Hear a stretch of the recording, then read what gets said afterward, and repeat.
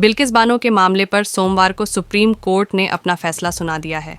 उच्च न्यायालय ने इस मामले के 11 दोषियों की रिहाई के फैसले को रद्द कर दिया है, जिसके बाद अब सुप्रीम कोर्ट ने कहा है कि दोषियों की सज़ा माफ़ी का फैसला गुजरात सरकार नहीं बल्कि महाराष्ट्र सरकार करेगी।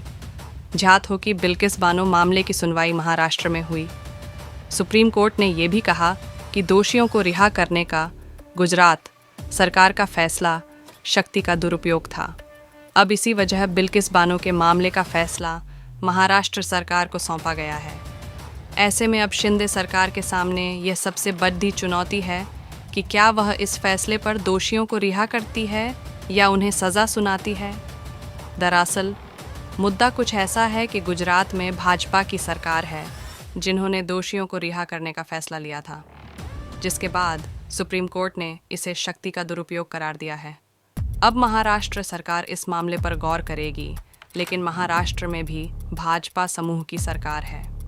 ऐसे में अब यह सवाल बन गया है कि क्या शिंदे सरकार निष्पक्ष होकर बिल्किस बानो के मामले पर फैसला लेगी या भाजपा यहाँ भी इस मामले में दखलंदाजी करेगी। इस साल महाराष्ट्र में लोकसभा चुनाव भी होने वाला है।